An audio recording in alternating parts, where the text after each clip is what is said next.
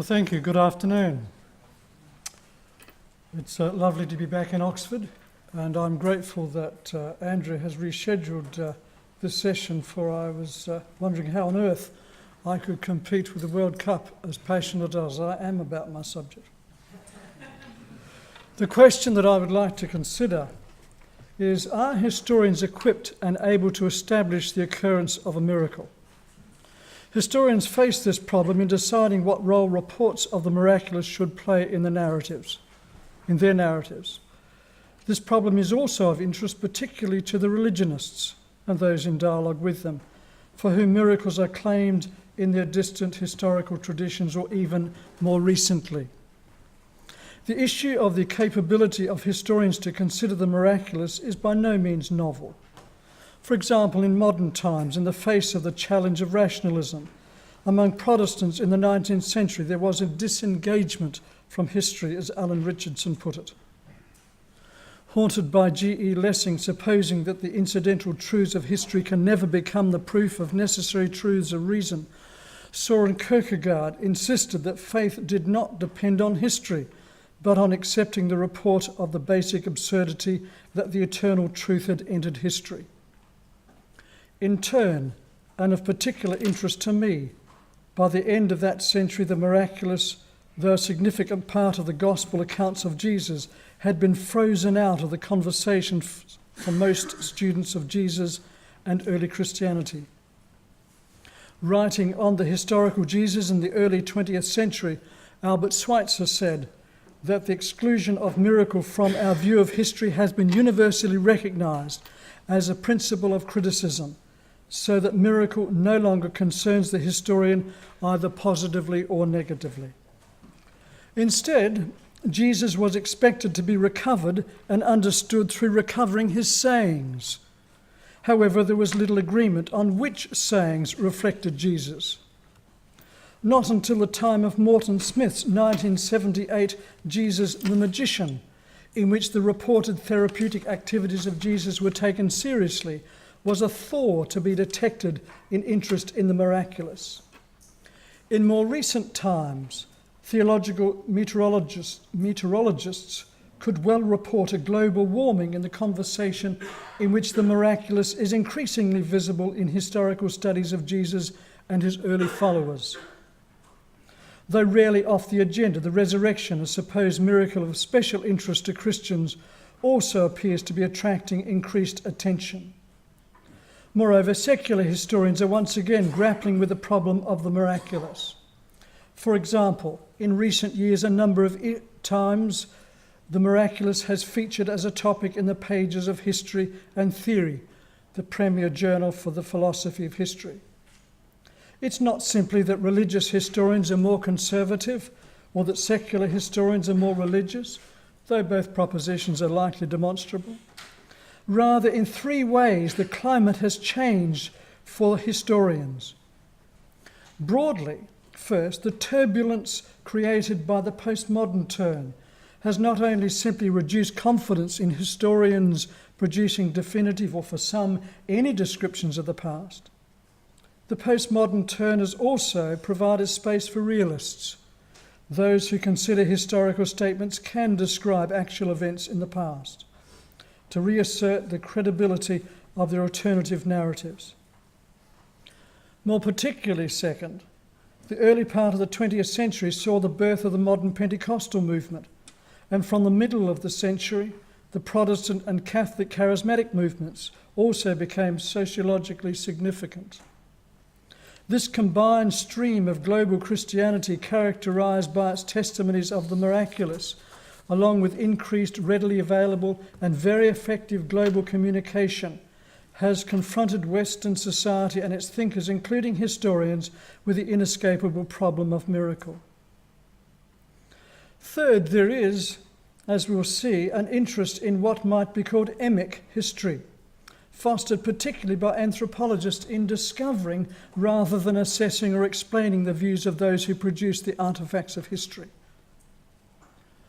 In order to concentrate on the question of whether or not historians are able to decide if the report of a miracle is reliable, much will be assumed or left aside in this paper.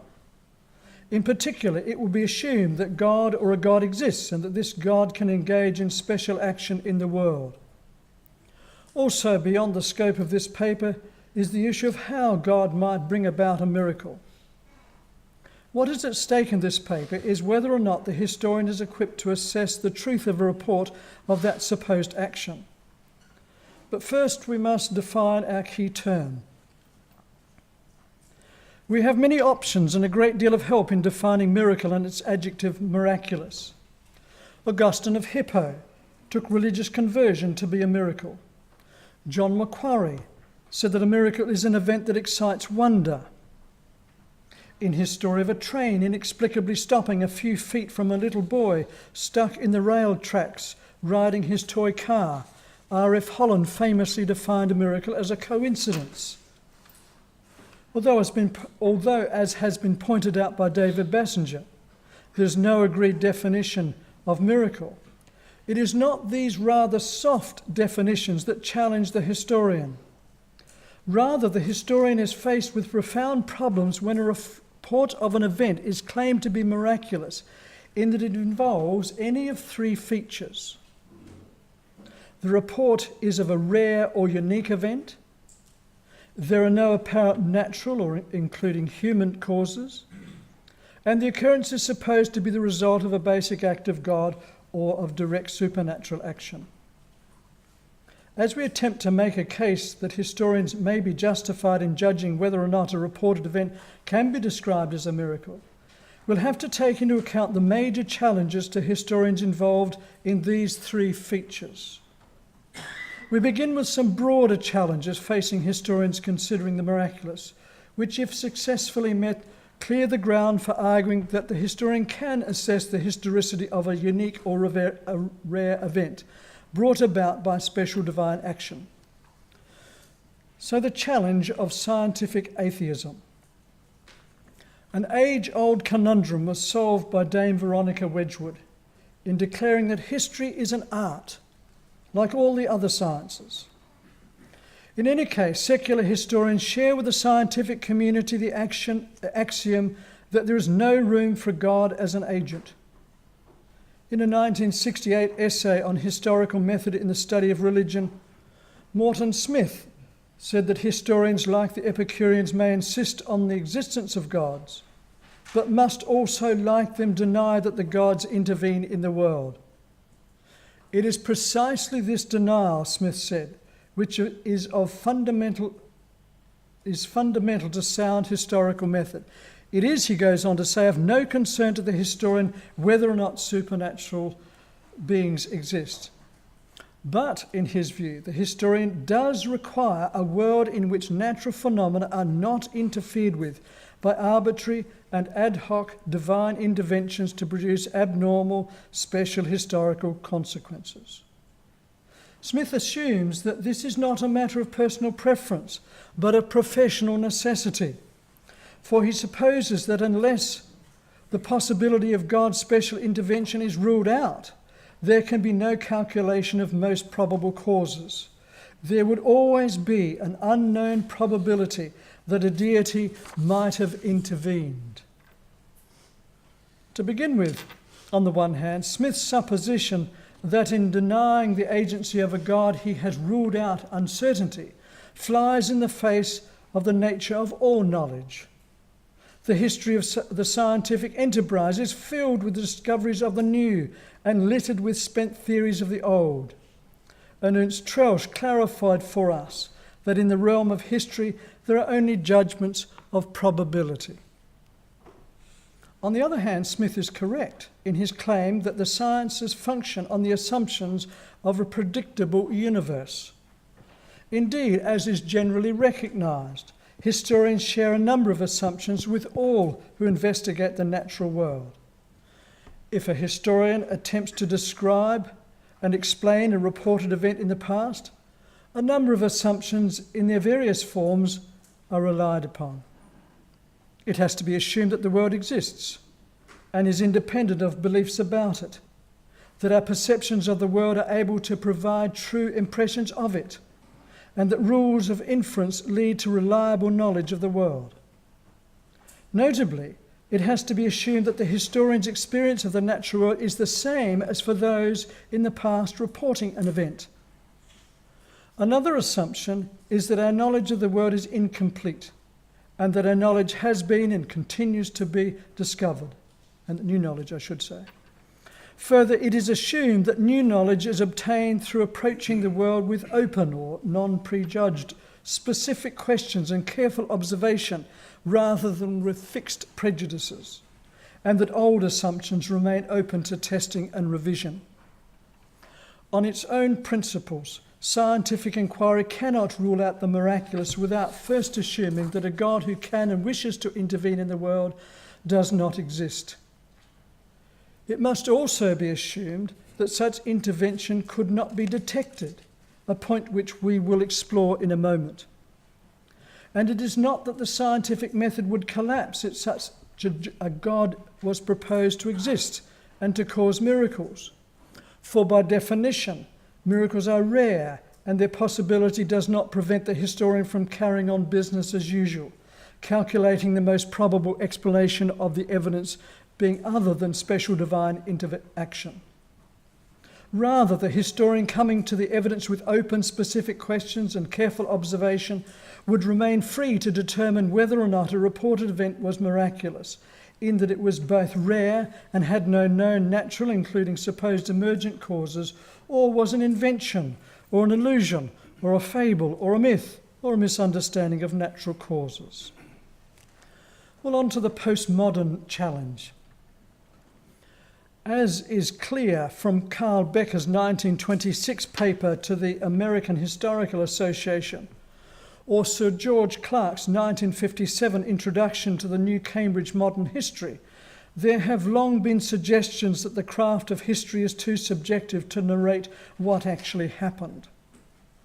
Becker supposed that the facts do not say anything, do not impose any meaning. It is the historian who speaks, who imposes meaning. And Sir George stated that there are no objective historical truths. Then somewhere in the last quarter of the 20th century, in an understanding of life and literature that came to be called postmodernism, there was a groundswell of opinion among some historians that threatened and threatens to undermine confidence in historical explanation and objectivity. For example, Hayden White, a key figure in postmodern historiography, supposing there is no essential distinction between fiction and history, put it that when it comes to the historical record, there are no grounds to be found in the record itself for preferring one way of construing its meaning rather than another. That is, instead of the past record imposing its reality on the historian, it is the historian's interpretation which assigns meaning and causality. On this approach, the historian's own subjectivity is taken to preclude reliable results. Whether or not a miracle took place or was reported is entirely determined by the subjective judgment of the historian. However, first, as critics of postmodern historiography are tireless in pointing out, if historians are limited by an all-encompassing subjectivity, making all historical knowledge relative, the position itself is self-refuting. More practically, second, while historians impose interpretations and posit causation, in themselves texts also carry and impose meaning through the absence or presence of words and through the recoverable ranges of meanings of those words. Similarly, in that a bone is not a brick and a piece of pottery is not the same as a strap of leather, artifacts come with at least some inherent limits on the range of their possible meanings. Third, while subjectivity may influence or even govern historians' interpretations of texts and artifacts, those judgments remain open to testing, challenging, and correcting by other historians.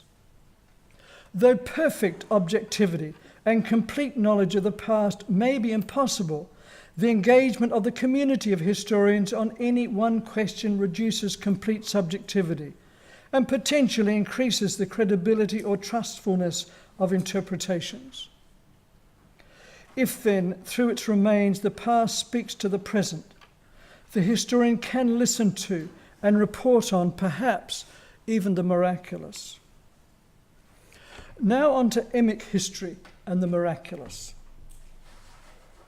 Confessional history that privileges some religious traditions at the expense of others is rightly rejected by most historians. For example, in seeking to treat all traditions with greater impartiality, Reformation historians rely on the social sciences or humanities for their theories of religion. However, it's rightly argued that the result is not greater neutrality or objectivity. Instead, there's a different confessional history resulting in an equally biased account of the past. For what is imposed on the past are not particular religious beliefs, but particular secular beliefs. For example, Richard White, a past president of the Organization of American Historians, remarked, "I'm a historian. I don't believe in transcendence. There's only every day." The underlying assumption of this approach to history is that the past, including religious traditions, can only be explained in terms of human endeavour. As once put by Emil Durkheim, still influential in the social sciences, there is no science except science of natural phenomena. Religion can then be described in terms of a system of symbols that refer to nothing beyond the ideas, attitudes, judgments, longings, or belief served by the symbols. Brad Gregory of the University of Notre Dame, one of those who has drawn attention to this issue, points out that the assumption behind such remarks are not philosophically or theologically neutral. Rather, he asserts, they are theologically atheistic, metaphysically materialist, and culturally relativist, framed by the postulates of the natural sciences. More to the point for Gregory, this confessional secular history imposes undemonstrable metaphysical beliefs on the practice of scholarship. He makes this assumption on the basis that any conviction that precludes in principle the possibilities that transcendent spiritual reality exists, that divine revelation is possible, that divinely worked miracles occur or have occurred, cannot itself be demonstrated a posteriori, in our present or in any realistically foreseeable state of knowledge. In short, he says, it is an undemonstrable belief to hold that any religious claim that violates metaphysical naturalism must be false. Gregory's point is that when historians, taking into account religious claims, assume metaphysical naturalism or epistemological skepticism, a secular bias is involved, and historians are writing not unbiased history but secular confessional history. The miraculous is precluded or reduced to symbols, illusions, myths, or is supposed to be one of the means of social control. Gregory's solution is not to call for a resumption of traditional confessional history. Instead, he proposes historians adopt a post-confessional, non-reductionist approach. His point is that historians should not impose any metaphysical beliefs or moral judgments on the past, at least for the purpose of understanding the record. In this approach, which we might call Emic, historians seek to bracket out their own beliefs in order to understand the past in its own terms. The leading question in this historical inquiry is, what did it mean to them? In studying the miracles attributed or related to Jesus, this approach is not uncommon. John P. Meyer, for example, does not think the historian as a historian can determine whether or not a miracle has taken place. Instead, he says, we can only hope to ascertain what Jesus, his followers, and sometimes his adversaries thought was the explanation of his startling deeds.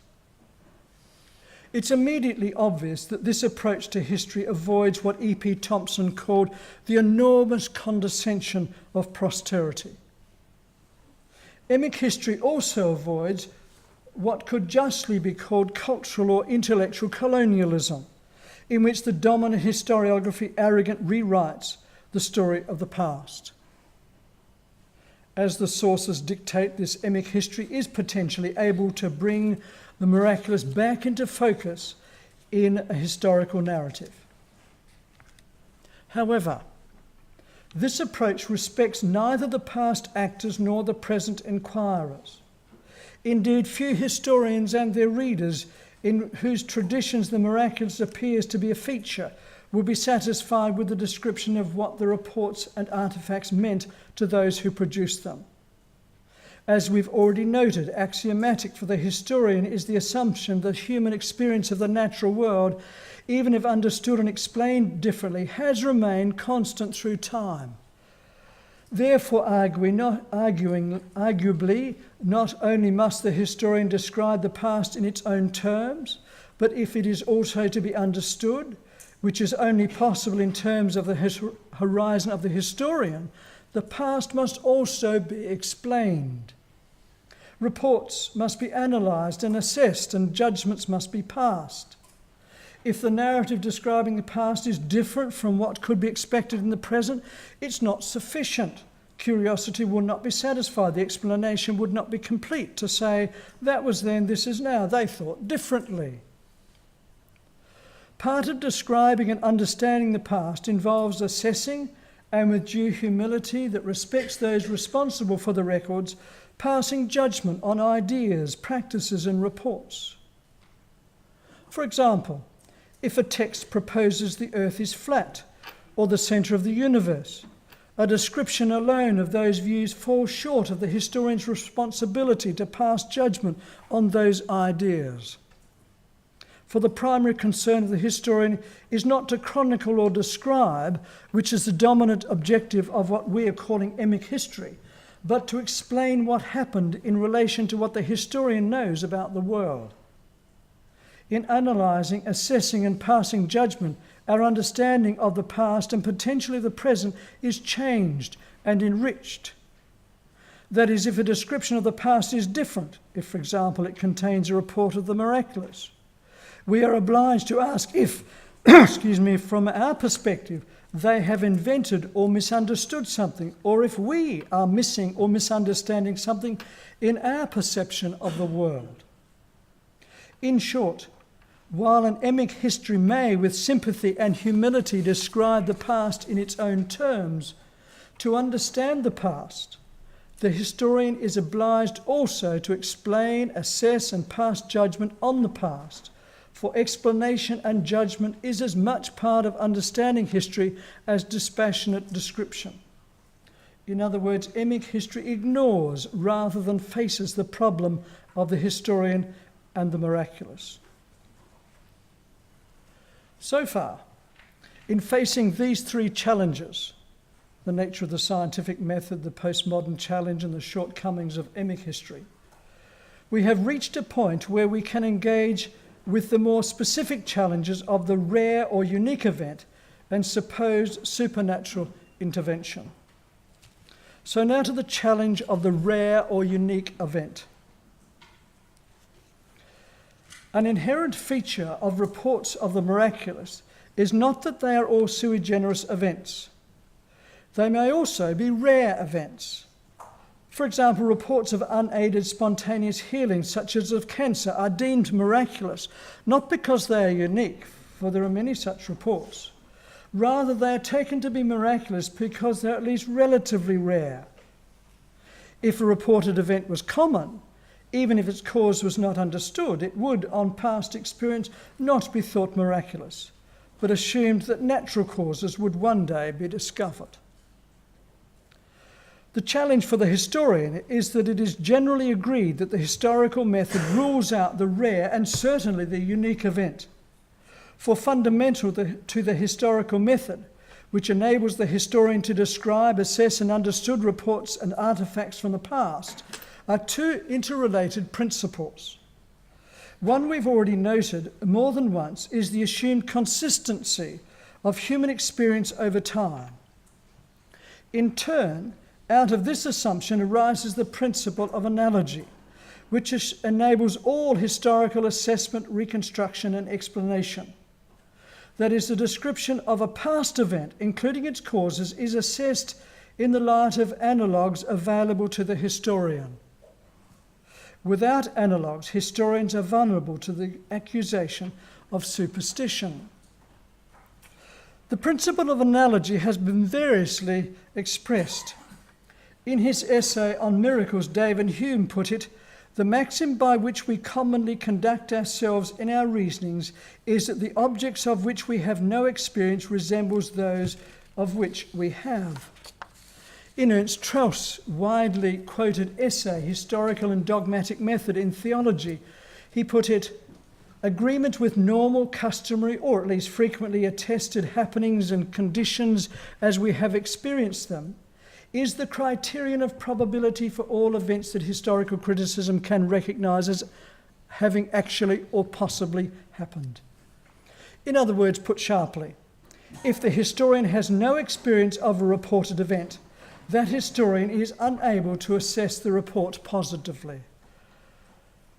Yet the application to historical inquiry of what Trelsch calls the omnipotence of analogy does not imply or depend on the identity or similarity of all historical events. For no reported historical event finds an exact analogy in another time or place. Rather, through the lens of approximate contemporary analogies, the historian can hope to judge what appears to be typical and common. Therefore, provided the report is not of a unique event, the principle of analogy is useful to the historian. Moreover, the interpretation of historical data through analogues is more complex than comparing similar present-day narratives or artifacts with those of different times. Many particular or similar analogues may be required to understand and explain the report of a large, complex event. For example, as has been pointed out from time to time, there may have been no global analogy available to assess the historicity of the first human lunar landing. However, the various components or aspects of the reported landing and the causal connections between them have analogues that enable the historian to assess the historical veracity of reports of the overall event. Notwithstanding, the principle of analogy is open to considerable criticism. First, the principle can be used either positively or negatively. Used positively, the historian with approximate analogues for the elements and causal relationships in a narrative is able to consider concluding positively on the historicity of the event. Used negatively, however, the principle or tool is a blunt and unworkable instrument. For example, a European historian having no analogue for, say, black swans would once have judged a report involving such creatures to be mistaken. This negative, illegitimate use of analogy supposes there is no variation in time or place in what can or has occurred, and that the historian has access to analogues from all times and places. This leads to another problem with the principle of analogy. That is, second, as the principle is generally formulated and applied, the experiences of the historian are assumed to provide the necessary analogues for assessing the reported experiences of all reports of the various cultures of the past. This assumption is not simply an illustration of the fundamental subjectivity of the historical method. Rather, it exposes the error of assuming that the historian, who may be from a vastly different time or culture, is able to provide the whole range of analogues available and necessary to understand, assess, and explain the past. The problem is ameliorated somewhat by broadening the resource base for the principle. That is, rather than being restricted to their personal knowledge or experience, historians could appeal to the guild of historians, or to common experience, or even to the whole of history, thereby potentially increasing the range and reliability of analogues available. In relation to the problem of assessing the veracity of miracle reports in the New Testament, Craig Keener has gathered a great number of reports of contemporary miracles. His catalogue is enriched through containing reports not only of Western witnesses, but also from those in the majority world. Even though, on Keener's own admission, not all his reports have been or could be subject to careful scrutiny, there is likely to be in his collection a considerable number of potentially valuable analogues for assessing reports in the New Testament and other times.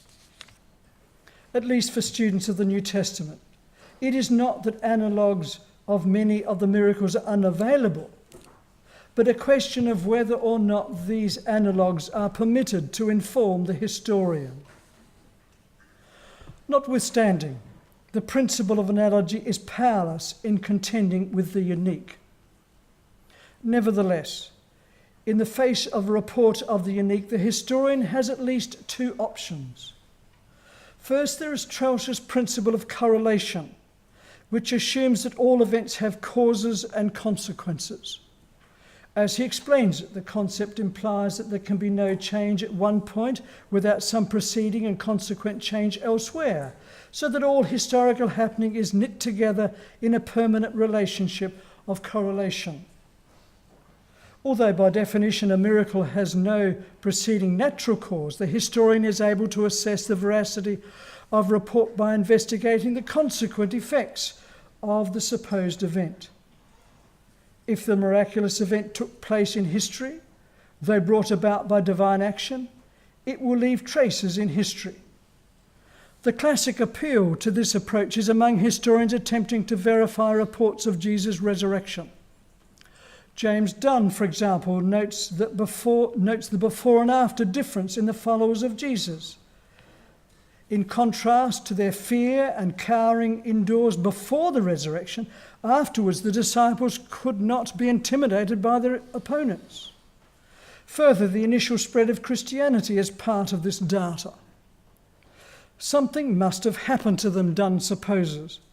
There must be an adequate explanation for such an outcome.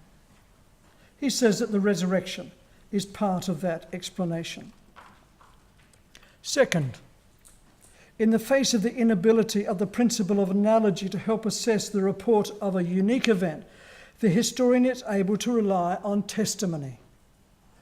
Long ago, Hume set out the principle.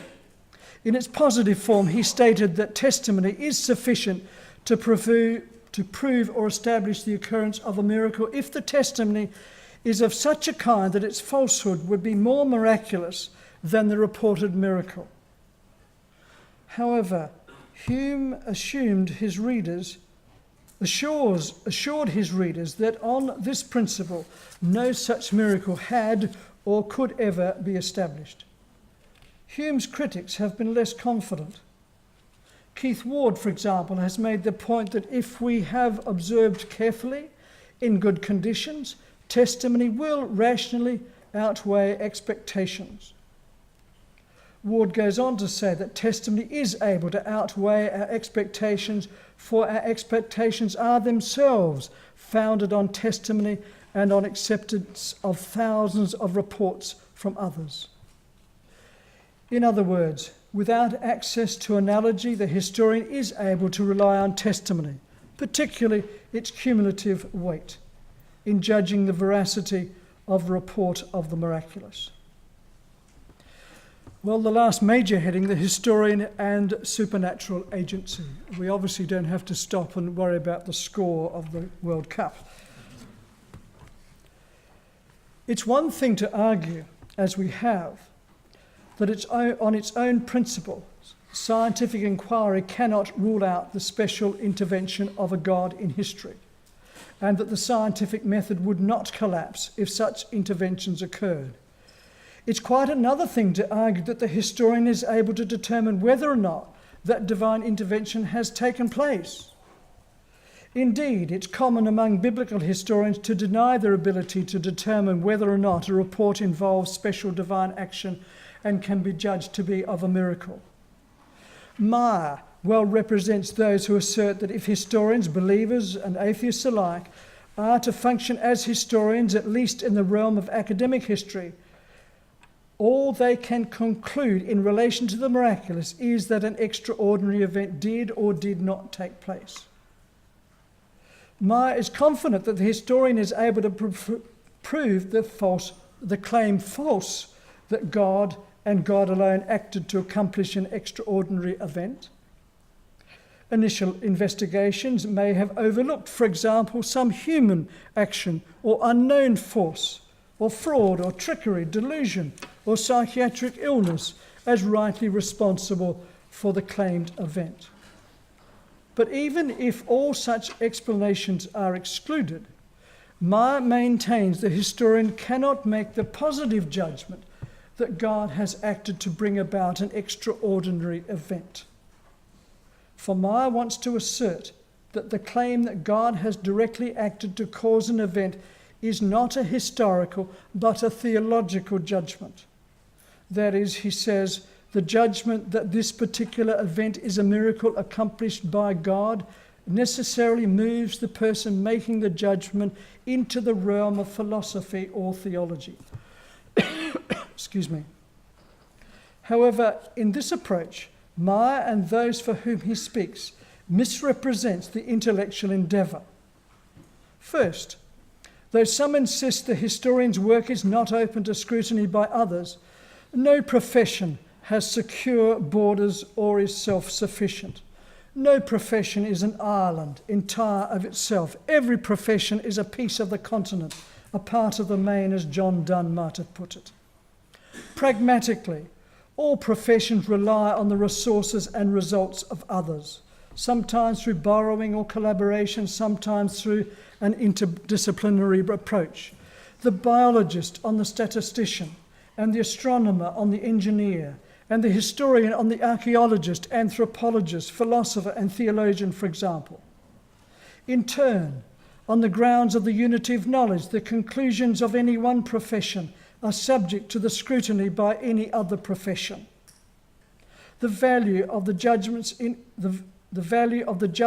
any field, including history and theology, are dependent on the wide or general testing and acceptance not only by peers, but by other professions. In other words, the historian is not working alone, but is dependent on the philosopher and theologian, for example, for resources and for the testing of conclusions. Second, Meyer fails to take into account a fundamental procedure in postulating and establishing new knowledge.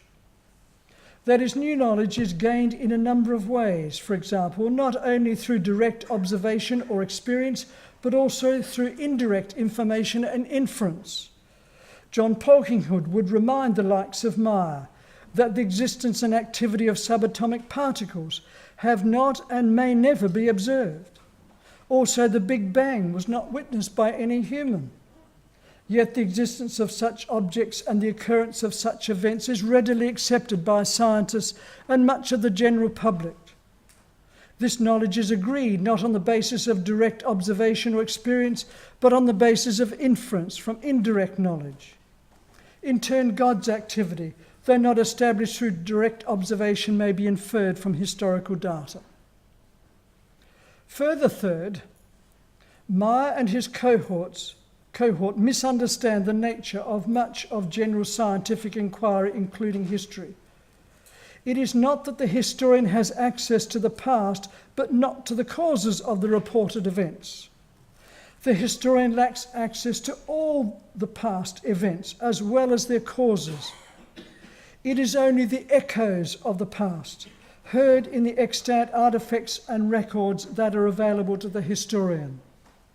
Just as the astronomer does not have direct, even visual access to stars, but relies on radio telescopes and radio waves, so the historian relies on inference from extant data to reconstruct reports of events and also their causes. Again, consistent with scientific inquiry, whether in relation to the mundane or the miraculous, historians are bound to rely on inference. In building a positive case for identifying an event as a basic act of God, it is not sufficient to say that the event is extremely unlikely to have occurred without special divine intervention. For as we've already noted, such events may have other, including unknown causes. Instead, in relation to a report of a miracle, the historian is able to infer an act of God in three ways. First, if the reported event occurred in or in relation to another religiously charged event, the miracle may have been the result of special divine action. For example, if a long-term, hitherto incurable illness was deemed cured during or soon after a prayer asking God for healing, it could be inferred that the miracle was the result of supernatural agency. Second, if the reported miracle, say of a spontaneous change in the health of a person, reflected the supposed character of a God, it could be inferred that the miraculous event was brought about by that God. For example, on the one hand, if the change of health contributed to the well-being of the person, one kind of God might be inferred. On the other hand, if the change in health was considered destructive, another kind of God might be deemed to have acted. Third, it could be concluded that special divine action was responsible for a supposed miracle if that miracle was consistent with other similar events that had already been established to be the result of an act of God. If, for example, if there existed broad and robust testimony of special divine action bringing about healings from a particular disease, the miracle in question could also be deemed the result of special divine action. Well, the heading we've all been waiting for, summary and conclusions. The question to be answered in this paper has been, is the historian able to establish the authenticity of a report of a miracle? We started out acknowledging that the historian is seen to face profound problems in assessing and explaining reports of rare or unique events, or those in which there are no apparent natural, including human causes, or those that are supposed to be the result of supernatural action. Then first, over against the broad assertion of some historians that the scientific method rules out the possibility of divine intervention, it was noted that on its own principles, scientific inquiry cannot rule out the miraculous without assuming that a God who can and wishes to intervene does not exist. Further, being rare, by definition, miracles do not undermine scientific inquiry. Second, in the face of the postmodern challenge that the historian's subjectivity rules out reliable results, it was noted that in themselves remains from the past inherently carry limits on their meaning. Third, the approach we called Emic history, that rightly seeks to avoid imposing beliefs on the past but understands the past in its own terms, was shown to be an unsatisfactory solution to the problem of miracle for the historian. To carry out their task, historians need to move beyond dispassionate description to assessing and explaining remnants of the past. If these three challenges are met, we are in a position to address the two major challenges faced by the historian in assessing reports of supposed miracles. That is, first, in the face of the challenge of the rare event for which the principle of analogy is of limited use, it was noted that many more analogues to the miraculous are available than are generally admitted. Also, even the authenticity of a report of a unique event can be established on the grounds of its consequence in history, including in testimony. Then second, a positive case for identifying supernatural agency can be made on the grounds that the event occurred in relation to a religiously charged event, such as prayer, appeared to reflect the character of a God, or was consistent with other events that had already been deemed the result of special divine action. If these arguments have been successful, the historian is well equipped and able to establish a miracle probably has or has not taken place. Indeed, only the historian is able to determine whether or not a miracle has taken place in history. What hinders historians in their discussion of the miraculous is not method or evidence, but the constraints placed on them by their patrons and formal or informal power structures to which historians pledge their allegiance. Secular historians are no less beholden to their guilds and societies than religious historians to theirs. Each in their own ways produces the results acceptable to the patrons. New work, including in relation to the miraculous, will be done by those able to free themselves from the shackles of their minders. Thank you.